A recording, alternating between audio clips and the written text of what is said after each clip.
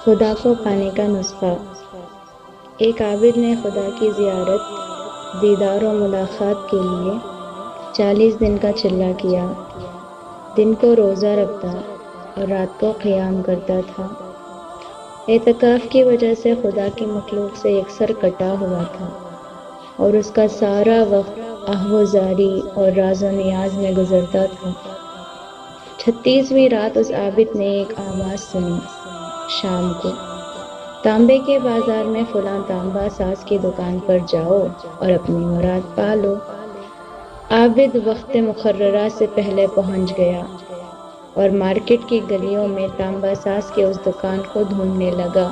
وہ کہتا ہے، میں نے ایک بوڑھی عورت کو دیکھا جو تانبے کی دیگچی پکڑے ہوئی تھی اور اسے ہر تانبا ساز کو دکھا رہی تھی۔ اسے وہ بیچنا چاہتی تھی۔ وہ جس تانبا ساز کو دیگچی دکھاتی وہ اسے تول کر کہتا 4 ریال ملیں گے۔ بڑھیا کہتی 6 ریال میں بیچوں گی۔ کوئی تانبا ساز اسے 4 ریال سے زیادہ دینے کو تیار نہ تھا۔ آخر کار وہ بڑھیا ایک تانبا ساز کے پاس پہنچی۔ تانبا ساز اپنے کام میں مصروف تھا۔ بڑھیا نے کہا، میں یہ برتن بیچنے کے لیے لائی ہوں اور اسے 6 ریال میں بیچوں گی، کیا آپ 6 ریال دیں گے؟ تانبا ساز نے پوچھا، صرف 6 ریال میں کیوں؟ بڑھیا نے دل کی بات بتاتے ہوئے کہا، میرا بیٹا بیمار ہے، حکیم نے اس کے لیے نسخہ لکھا ہے جس کی قیمت 6 ریال ہے۔ تانبا ساز نے دیگچی لے کر کہا، ماں یہ دیگچی بہت عمدہ اور قیمتی ہے، اگر آپ بیچنا ہی چاہتی ہیں تو میں اسے 25 ریال میں خریدوں گا۔ بوڑھی عورت نے کہا، کیا تم میرا مذاق اڑا رہے ہو؟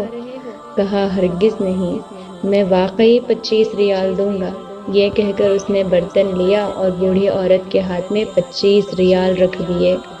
بوڑھی عورت بہت حیران ہوئی اور دعا دیتی جلدی سے اپنے گھر کی طرف چل پڑی۔ عابد کہتا ہے، میں یہ سارا ماجرا دیکھتا رہا۔ جب وہ بڑھیا چلی گئی تو میں نے تانبے دکان والے سے کہا، چچا لگتا ہے آپ کو کاروبار نہیں آتا۔ بازار میں کم و بیش سبھی تانبے والے اس دیگچی کو تولتے تھے اور 4 ریال سے زیادہ کسی نے اس کی قیمت نہیں لگائی، اور آپ نے 25 ریال میں اسے خریدا ہے۔ بوڑھے تانبے ساز نے کہا، میں نے برتن نہیں خریدا، میں نے اس کے بچے کا نسخہ خریدنے کے لیے اسے پیسے دیے ہیں۔